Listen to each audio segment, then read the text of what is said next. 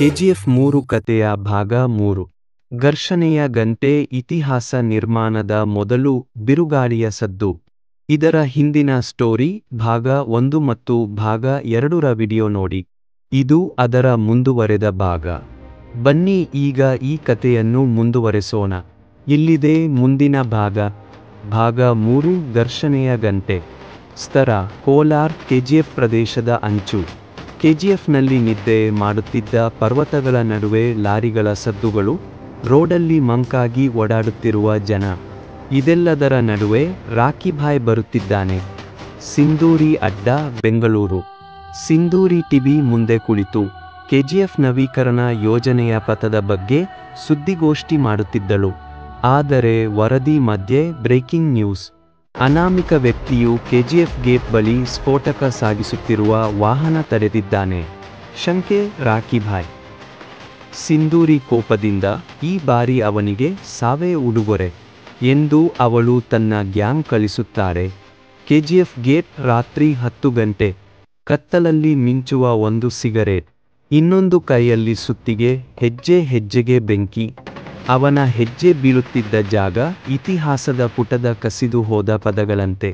ಅವನ ಜೊತೆ ಇದ್ದವರು: ಛೋಟಾ ಕೇಶವ್, ದಿಲೀಪ್ ಹಳೆಯ ಕೆಜಿಎಫ್ ಕಾರ್ಮಿಕನ ಮಗ, ಜಿಯಾನ್ ಚೀನಾದ ಶಸ್ತ್ರಾಸ್ತ್ರ ತಜ್ಞ.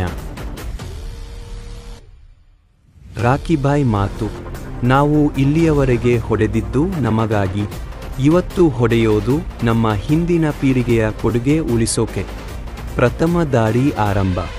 ಸಿಂಧೂರಿಯ ಸೇನಾಪತಿಯಾದ ವಿಕ್ರಮ್ ಸೇನ್ ರಾಕಿಭಾಯ್ನ ಮೇಲೆ ದಾಳಿ ಮಾಡುತ್ತಾನೆ. ಆದರೆ ನಿಯಾನ್ ತಯಾರಿಸಿದ ಆಪ್ಟಿಕಲ್ ಮಿಸ್ಡೈರೆಕ್ಟರ್ ಉಪಕರಣದಿಂದಲ್ಲ, ಸೇನೆ ಪಥ ತಪ್ಪುತ್ತದೆ. ಈಗ ರಾಕಿಭಾಯ್ ತನ್ನ ಪಥ ನಿರ್ಧರಿಸುತ್ತಾನೆ. ಕೆಜಿಎಫ್ನೊಳಗೆ ನುಗ್ಗಿ ಅಲ್ಲಿರುವ ಸಿಂಧೂರಿಯ ಗ್ಯಾಂಗ್ ಅನ್ನು ನಾಶ ಮಾಡುವ ಪ್ಲಾನ್ ಮಾಡುತ್ತಾನೆ.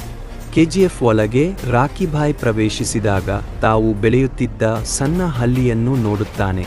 ಅಲ್ಲಿ ತಾಯಿಯ ಒಂದು ಪುರಾತನ ಚಿತ್ರ ಸಿಕ್ಕುತ್ತದೆ. ಅದರ ಹಿಂದೆ ಬರಹ: ನಿನ್ನ ಕೈಯಲ್ಲಿ ಗುದ್ದಲಿ ಇರಲಿ, ಆದರೆ ಮನಸ್ಸಲ್ಲಿ ದಯೆ ಇರಲಿ.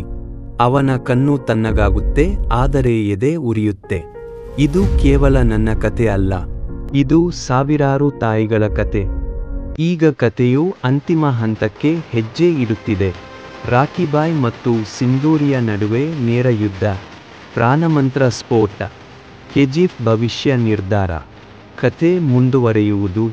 ಕೆಜಿಎಫ್ 3 ಮುಂದುವರೆದ ಭಾಗಕ್ಕಾಗಿ ಅನಿಮೇಷನ್ ಬಾಕ್ಸ್ ಚಾನಲ್ ನೋಡಿ ಸಬ್ಸ್ಕ್ರೈಬ್ ಮಾಡಿ.